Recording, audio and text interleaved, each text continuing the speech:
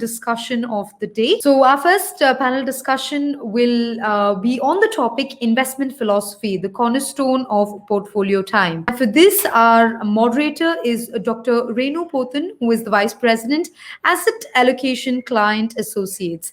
Dr. Renu Pothan is currently working with Client Associates as the Vice President in the Asset Allocation team.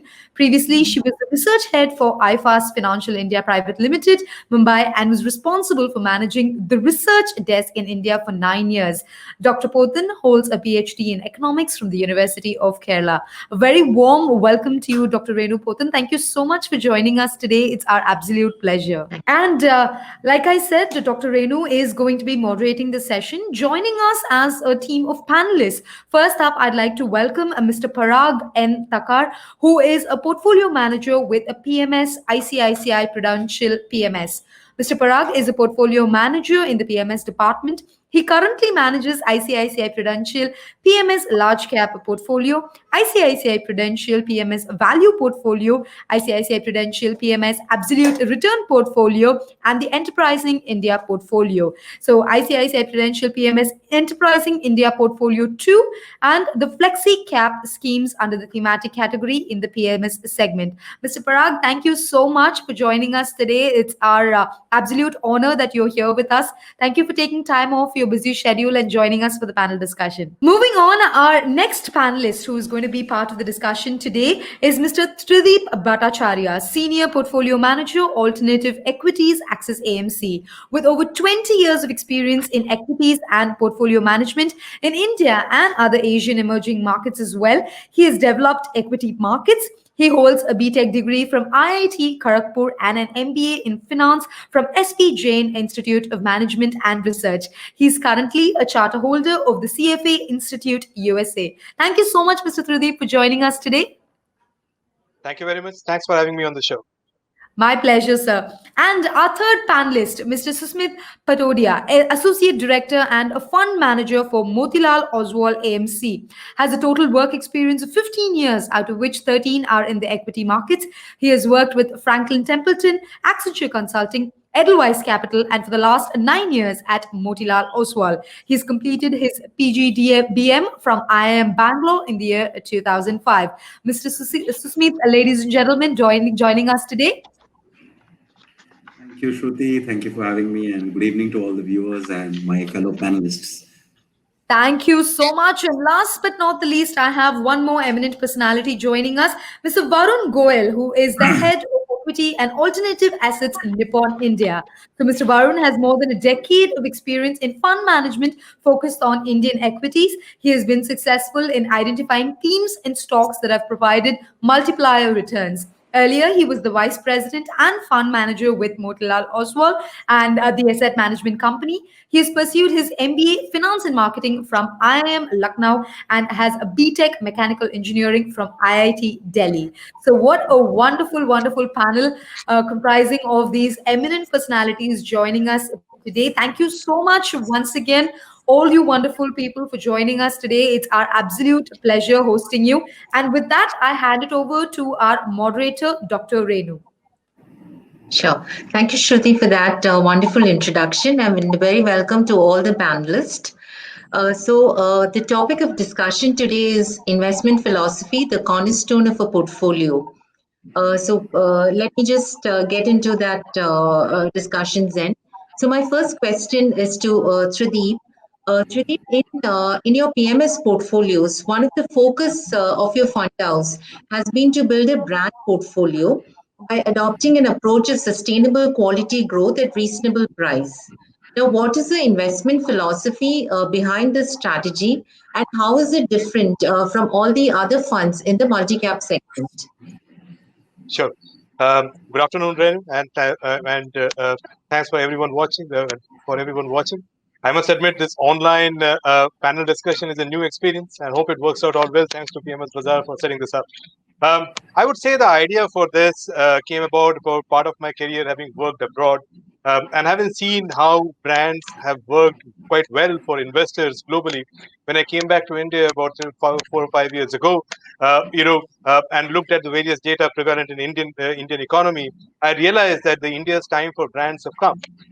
Similar to kind of what we have seen in the case of Korea and Japan in 1980s, or United States even before.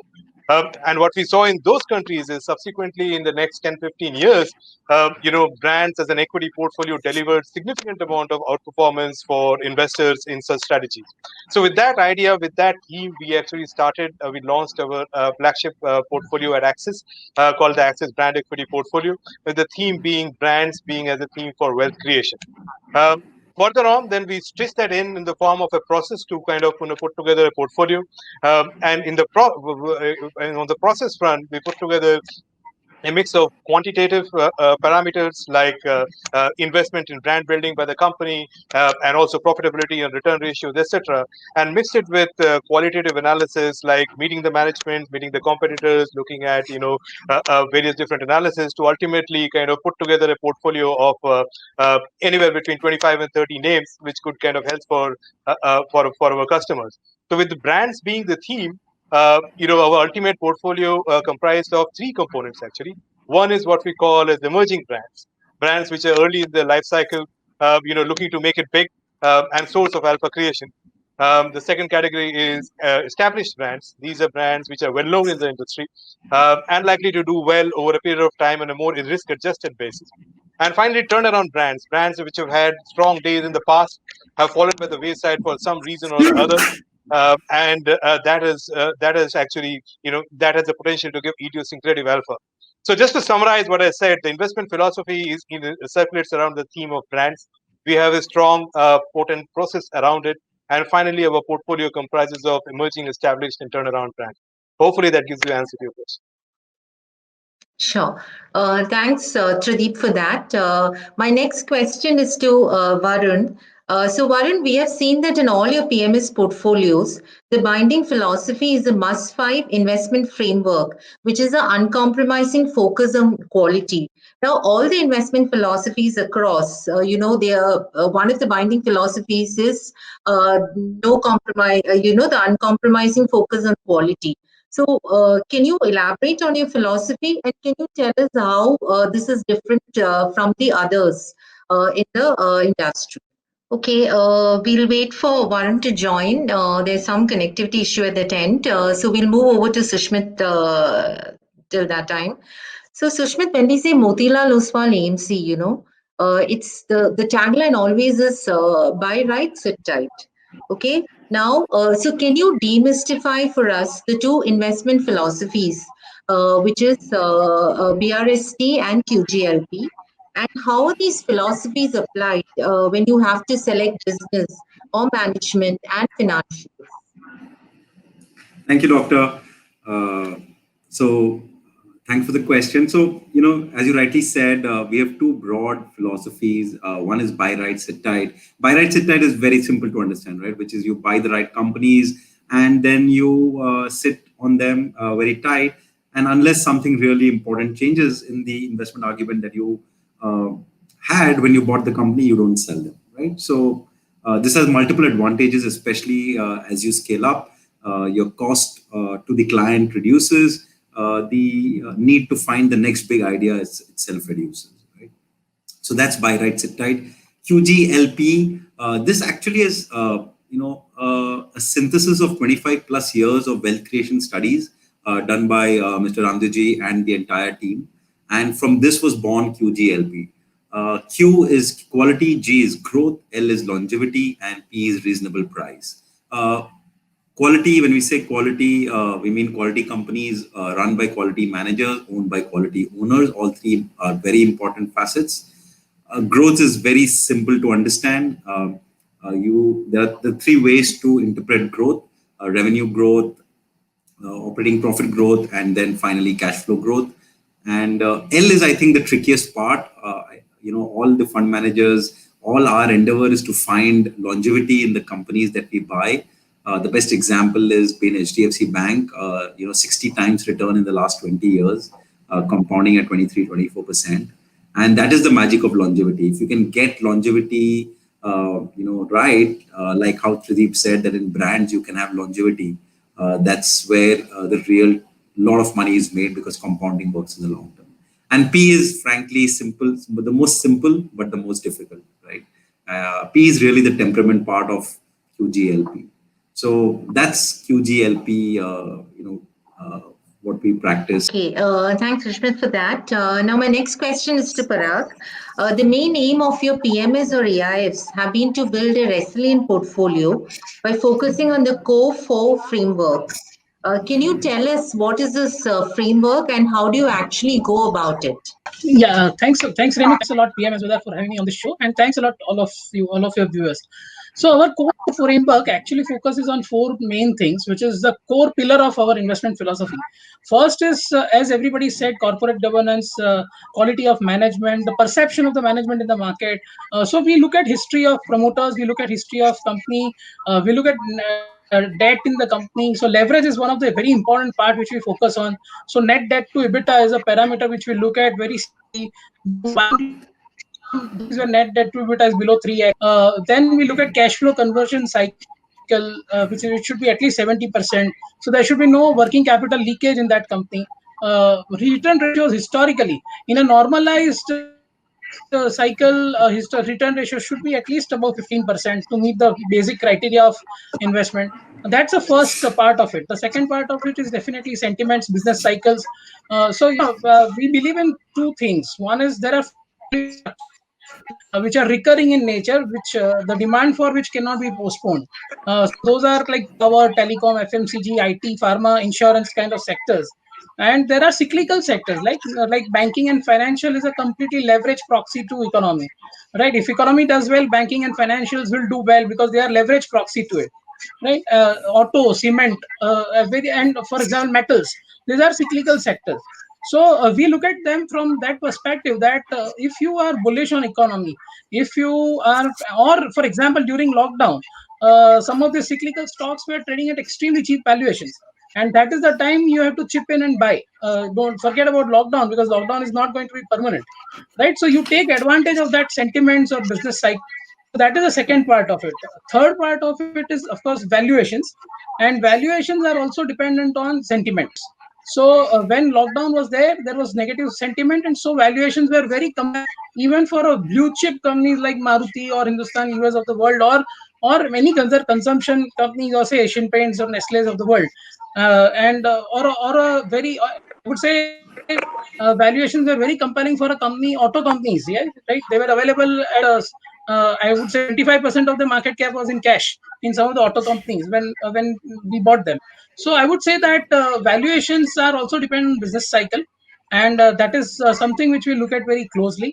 So we don't actually we want to buy good companies during bad times.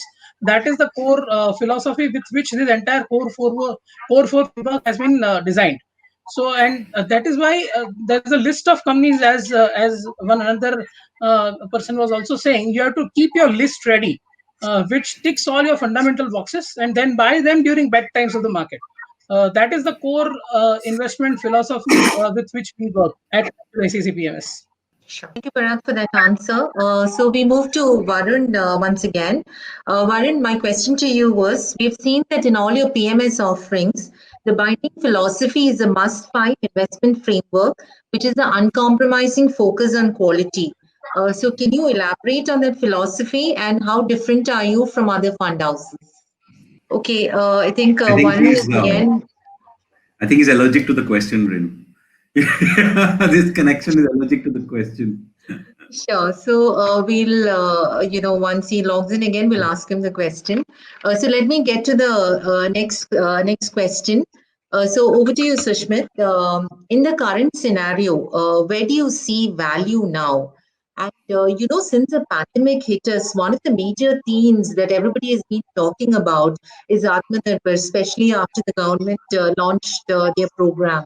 And you have started, you also played that theme in your AI portfolio. Now the question is, can you explain that, how are you doing that in your AIF portfolio? And suppose there is a vaccine that comes out in the next few months, or in the near future, then will you rework on that theme? Right.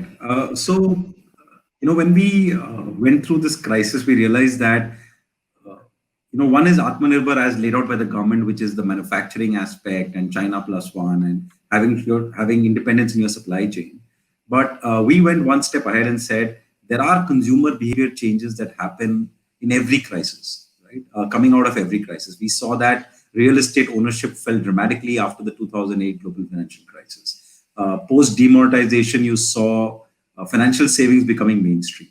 So every crisis leads to some consumer behavior change, and we thought self-reliance or Atmanirbhar will be one consumer behavior change that will probably become long-term, at least for the next 4 or 5 years, coming out of this crisis. Because frankly, to say the wounds heal, but the memory of the wounds take much longer to heal. So imagine if you didn't have a two-wheeler, or you didn't have a washing machine, or you didn't have a dryer, depending on which economic strata you belong to, you had a really tough time in the first 2, 3, 4 months of the crisis, right? Really tough time.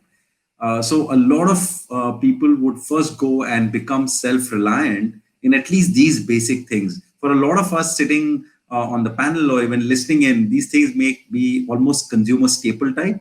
But trust me, for a lot of India, this is still a very, very discretionary aspect of consumption.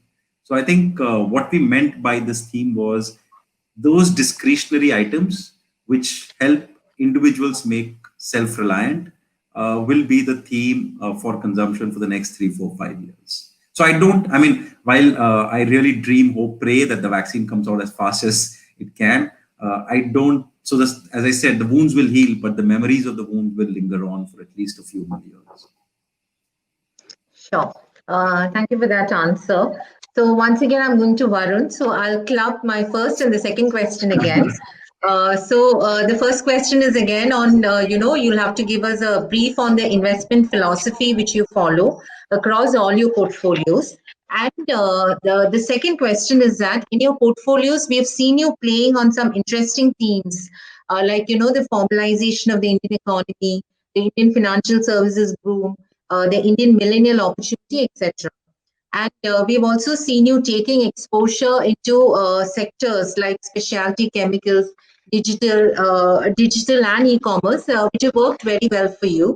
Now, what are your thoughts on these themes, and are there any other sectors which you're positive on going forward? Right. Thank you. So, first of all, my apologies. My Wi-Fi connection seems to be giving me some trouble. So I request you all to please pardon me for that. Now coming to our investment philosophy, we have a fairly well laid out must-buy quality framework, and what we do is very, very simple. We have 5 pillars of investment, and each of these pillars is extremely important when it comes to identifying or adding any stock into our portfolios. So what we look at is, of course, capital efficiency. Capital efficiency is most paramount. So we have a 15% plus ROCs and 15% plus ROEs, which has to be there at any time we're adding a new stock. Second is, I think, which has borne out very well in the last few years, is we look at extremely high corporate governance. What we have seen is a lot of NBFCs and banks have gone bust because of corporate governance issues. We have media companies going bad because of promoter pledges. So we are very clear that we do not want to touch any of these companies in any of our portfolios. Thankfully, across all the 9 alternate investment strategies that we have, we've not had a single accident related to these issues.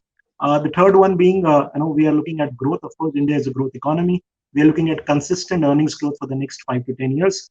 Most of the companies that we are buying have a demonstrated track record of 15% plus earnings growth, top line and bottom line in the last few years. And we believe that this can continue going forward.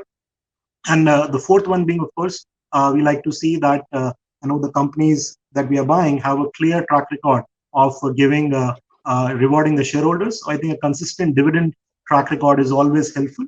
And the fifth one is, of course, in terms of respect for capital. We believe that frequent capital raising is not a great idea. Too much debt is not a great idea. I think one thing which we all learned during these COVID times is that the nimbler your balance sheet, the leaner your balance sheet, it helps you protect yourselves in during these tough times. We had 6 months where there was very little revenue, but all the costs were there. And at those times, if you don't have debt or very little debt, that is something can really go in your favor. As far as our portfolios are concerned, most of them, yes, as you rightly mentioned, have a very clear theme. We believe that there are a lot of investment opportunities in India. It's not just about one theme. So, for instance, our India Millennial Strategy is about what are the products or services that the millennial generation consumes, right? So they could be, so what are they interested in? They could be interested in a beer or a pizza. They could be hooked on to the digital platforms. And these are all companies which have a very, very long headroom for growth. And similarly, the Big Switch strategy, which in our view is the single most powerful theme in India, which is the formalization of the economy. Thanks to steps like GST, demonetization, RERA, we are seeing a very rapid formalization of the economy, which we believe is a 5 to 10 year trend. And once that happens, we would see far faster growth in organized sector in India as compared to the unorganized sector. So these are multi-decadal themes, which we believe will continue to do well during tough times, during good times in the markets. We believe that these things will continue to do well. As far as the thematic plays or sectoral plays are concerned, I think there are very few sectors in India, where India has an export edge. So we lost the bus, as far as textiles is concerned to countries like Vietnam and Bangladesh. We lost the bus in semiconductors and mobile phones to countries like China and Korea. But chemicals is clearly a theme, where we believe that India, being a $35 billion country already, can be $100 billion export potential in the next 10 years. Just to put the numbers in perspective, Indian IT today is a $110 billion industry, right? And we all know the kind of impact that IT industry has on India. So in our view, chemicals in next 5 to 10 years could be a similar kind of a theme. And this theme can lead to a lot of potential multi-baggers going forward. Sure. Thank you, Varun, for summing up both the questions. Now, my next question is to Parag. So your portfolio typically we've seen following dominant themes like economic slowdown, global recovery, etc.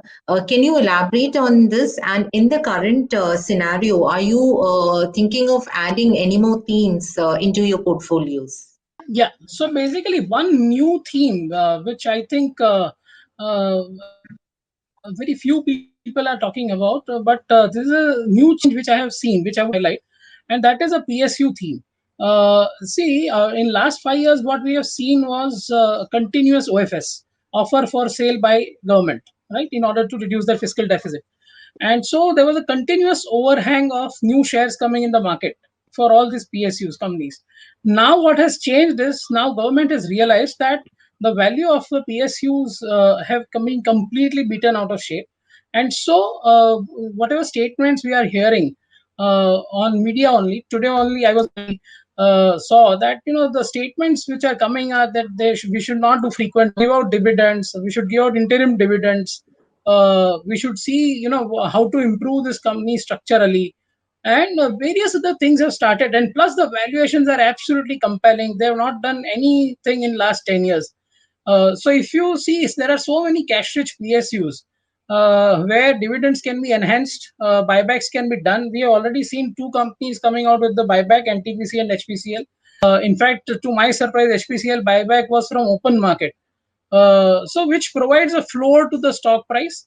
So I would say that it's a completely ignored theme, completely forgotten theme. But remember, these companies are very, very large companies. Some of these companies have dominant market shares, and most of these companies, very few are cash rich. That is one theme which clearly comes out, and some of these 10% dividend yields. So that is one theme which I'm clearly, we are clearly exploring. So that is the new theme, as you said, as you asked. That is one theme, and of course, the second theme is if there is a global push towards infra build out, which Mr. Biden is also talking about, then definitely you will see a good momentum in metals and global cyclicals. course, and the other things which are like chemicals, textiles, as Varun rightly pointed out, those are the other structural themes where the opportunity size is very big. So thanks, Parag, for that. My next question is to Tradeep. So Tradeep, what is so exciting about creating portfolio around brands? And when the economy is going through a sluggish phase, and when the market is in a bearish mode, do you think the strategy will really work out? I mean, have you done some studies, to show that it will work out in bad times as well? So can you elaborate on that? Sure. Thanks for the question. And just for the viewers, just to summarize, we talked about in the Access PMS context that we use, in answer to your earlier question, we use brands as a theme for wealth creation. And we sort of have a process which is very sacrosanct. There's a mix of quantitative and qualitative factors. We think India's time for brands has come. And finally, our portfolio comprises of emerging brands, established brands, and turnaround brands. Now, you in that context, your question of what's so special about portfolio brands? Well, I think if I were to summarize in one sentence, I would say that heads I win, tails I lose less. What I mean by that is we recently did a study as to understand how brands do during times of slowdown, and what we found was really interesting. We found that brands across sectors gain material amount of market share at the expense of white label products and also at the expense of weaker brands, particularly when times are tough. A simple way to internalize this or understand this is if people have lesser amount of dollars to allocate or lesser amount of rupees to allocate, then they go for the dominant player in that particular market, which most likely happens to be a brand. We actually tend to find this across the sectors that it happened this way. And actually, coronavirus or the COVID pandemic accelerated this trend. Just to throw a data in here, that it took about 15 years in US retail to go the online US retail to grow from 0 to 15% online. In other words, online retail today comprises 15% of over retail, and this happened over a period of 15 years, ending January or end of last year. And then in the subsequent 6 months, this percentage went from 15 to 30. So the percentage of online retail or digital went almost from 15 to 30%, double the rate in the matter of 6 months. And the prime beneficiaries of them have been the key brands who've been able to kind of sell through, use this as a trend while going online. But the other players actually tend to have fallen back.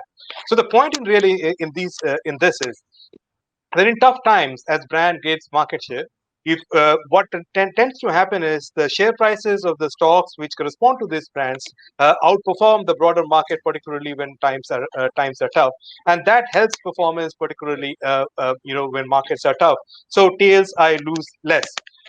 When markets are kind of on a high, like we has been seen over the last 3-4 years, premiumization kicks in, aspiration kicks in. People want to kind of allocate or splurge to a certain extent, both consumers as well as businesses, and all of these tend to benefit brands as well. So hence, I say the heads I win. So put together, both rising markets and falling markets put together, I think brands as a theme has worked well for investors in the past. But in my opinion, if you look at over the next 10-15 years, particularly in India, have a strong runway ahead. And hence, we feel that fairly convinced about this thing. And we think that brands, the theme for wealth creation, should work well overall. Thank you for that answer, Tradeep.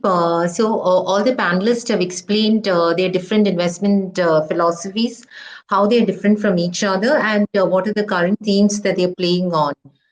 So my next question is a general question to all of you. So when you say investment philosophy, you also mean by it, you also include in it risk management process, which is very important, while managing investor wealth. So I would like to hear from all of you, what are the robust risk management process which the fund houses are using in their different in your portfolios? So maybe Varun can start. Sure. So I think risk management is a very, very critical part of fund management. It is extremely important at all points of time to ensure that the risk across portfolios are managed. Of course, there are risk related, some macroeconomic related risk like interest rate risk, which is I think one of the most important one. There are, of course, geopolitical risk, currency risk, and stuff like that. At the portfolio level, of course, one needs to be very, very careful about a stock and sectoral level risk. As far as we are concerned, in alternate investment funds, there is a SEBI-driven mandate that no particular stock can be more than 10% of the portfolio. So there is an inbuilt level of risk management that comes up as far as the alternate investment funds are concerned. In our PMS portfolios also, what we do is voluntarily we have a cap of 10% to ensure that no matter how much we love a stock, it can never be more than 10% of the portfolio. Similarly, across sectors, we have put in our own limits in terms of the maximum exposure that we can have in terms of all sectors. Other than that, of course, there are company level risks. We ensure that every company that we own in each of our portfolios, we are doing at least a quarterly review. Every time there is a quarterly result coming in, we make our effort to reach out to the company either through a con call or through a meeting, try to understand from them, speak to them, the top management, the middle management. Sometimes you take feedback from the customers, the suppliers, the vendors, and also, for instance, any company which is under trouble, their vendor will easily tell you that I'm not getting the payment on time. So some of those due diligences, I think, are extremely important to ensure that there is an early warning signal available if there is anything going wrong with the portfolio company. So these are some of the measures I know we try and incorporate in our portfolios. Sure. Thank you, Varun, for that. Over to you, Trideep. Can you also elaborate on this? Sure. In my opinion, in equity investments, the main risk is the risk of capital loss. And if you look at basically the sources of free capital loss and the risk management framework in that context, it's easy to internalize. There are three reasons why the risk of capital loss can happen. One is by holding overvalued stocks. So in and around this, we have a strict discipline around what we call as intrinsic value of a company. And we define margin of safety accordingly as to the upside that we have from current share price levels to the intrinsic value. And we monitor this fairly religiously. And the moment it kind of reaches closer to that or crosses that, we kind of fine tune our position. And at some point, exit the position based on how the stock has performed relative to that. So that's number one. When things are going good, not to overdo things. So basically, eliminating the risk of overvalued stock. The second is the risk that we own a stock for a good bit of time, but it does not work. In such a case, we call it that there is a thesis violation. In other words, there is a particular thesis why you own the stock, but that hasn't played out, but we still hold in anticipation that will work out in future. And that usually causes that has a risk of severe capital loss going forward. So that's the second risk that we need to guard against. So in order to do that, we have a clearly laid out thesis statement for all the stocks that we own, including why we own that, the reasons, and over what period of time we expect the thesis to play out. And if we see any of those parameters not playing out, the moment we realize the same, we exit sooner than later. Of course, there are stop loss measures which we also bring into picture, but qualitatively, that's the second element that can cause severe capital loss if left unguarded, and we are fairly mindful of that. Third, if in case there is a dichotomy between the stocks that we own and the one that we don't own. In other words, in the similar sectors, there are stocks that we own which are relatively expensive, and there are other ones which are significantly cheap. So if such a theme arises, we do compare the relative valuations across within the sector or within the theme that we want to play, so that we are not kind of left holding the expensive cousin, if I may use that word, across these things. So to summarize, we come at it from a capital loss point of view, and we guard against all the behavioral biases which I highlighted to you, which can potentially cause capital loss, and have strict measures against the same. Hope that gives you a few pointers to think about. Yes, yeah. Thank you, Trideep, for that. Over to you, Sushmit, for the answer. Yeah, thanks, Renu. So, for us, the most important risk management aspect is liquidity, right? In equities, it's very undermined in India because we've not had a liquidity crisis in any fund, but we just had a liquidity crisis in debt last year. So for us, the most important thing is liquidity. I always tell investors and distributors that the first job of the fund manager is to return the money when asked for. Returns come second, right? So I think liquidity is the first aspect, which is you have to be able to return the money whenever it's asked for. The second is, as both Sudeep and Varun highlighted, which is just how well do you execute your philosophy, right? So I think the second risk management aspect is we are very, very certain about our philosophy, but there is always a slip between the cup and the lip. So how well do you execute your philosophy? So for that, we have multiple tools to monitor, multiple committees to ensure that we are on the right track. And the third is, I think, asset liability mismatch, right? You raise money for 4 years, but your investment outlook is 10 years. That doesn't work, right? So I think this is the third aspect, which is you have to be cognizant of the money that you have and the duration of the money you have as a fund manager. And that applies to investors as well, right? So, if you park your money in a fund where the fund manager always thinks 10 years, 20 years, then you should be ready to stay invested in the fund for 10 years, 20 years. So I think these are the three aspects, which is liquidity, execution of philosophy, and asset liability. Thank you, Sushmit, for that. And over to you, Parag, for this answer. Yeah, so the risk management which we do is that on on a portfolio basis, for example, if we have a huge rally like this, which is driven by liquidity, lower interest rates, and also for unlock theme, and now of course vaccine optimism, and the rally has been so furious. Of course, after such a big rally, we keep some cash in the portfolio as a war chest or as ammunition. So that if market gives opportunity to buy good quality stocks again at a lower price, we can take that opportunity. On a portfolio basis, we follow that. And that after such a big rally, we raise a little bit of cash. The other thing which we do is on a stock by stock basis, as Varun was rightly saying, we strictly monitor the leverage. Most of our portfolio companies are zero debt companies or net cash companies. Most and the liquidity part, for example, trust strategy, we have 74% allocation to large cap. So why it is that? Because we also want to take care of the liquidity part of the portfolio. The other point is that at the company level, of course, we avoid leverage. There is a strict limit of net debt of 3x, as I said, and most of our without debt. They are net cash companies.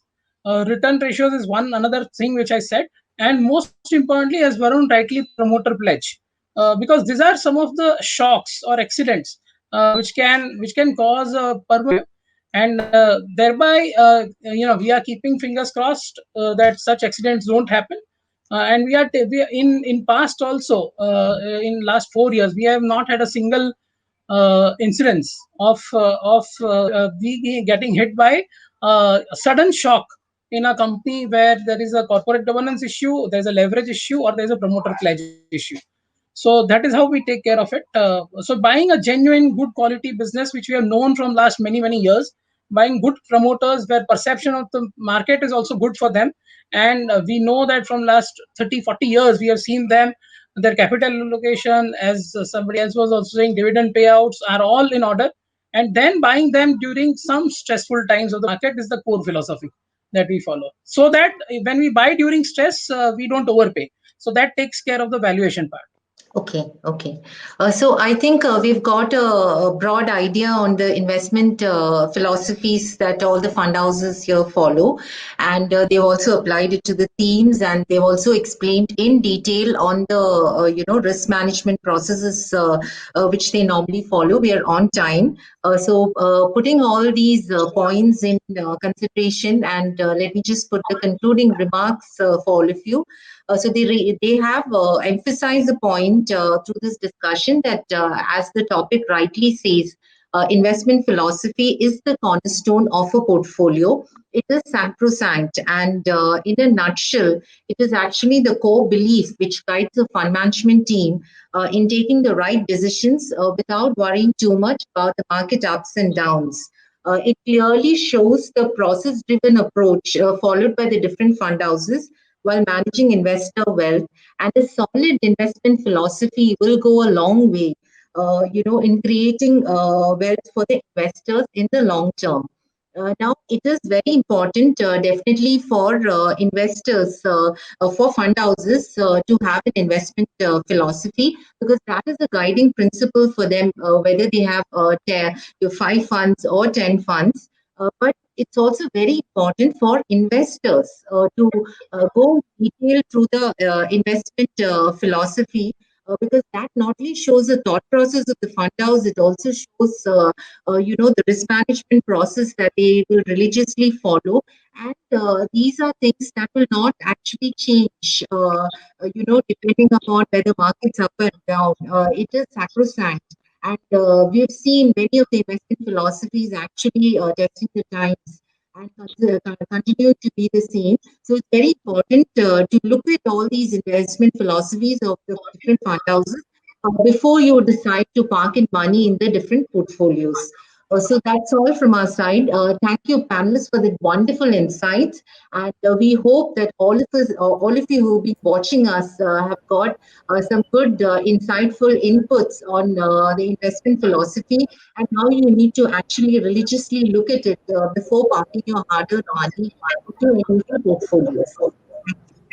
So I would like to Thanks. extend a very, very warm thank you and a token of gratitude to our esteemed panelists and, of course, our moderator, Dr. Renu. Thank you so much, Mr. Parag, Mr. Sudeep, Mr. Susmit, and Mr. Varun for joining us today. Definitely, like Dr. Renu said, it's very important to take into all of these, into consideration all of the points that you mentioned, because at the end of the day, it is our hard-earned money. So thank you so much for all the valuable insights that you have offered to the audience today. And thank you once again on behalf of PMS Bazaar for being a part of our third virtual summit. Thank you. Thank you very much. Good luck with the rest of the summit. Thank you. Thanks. Thank you.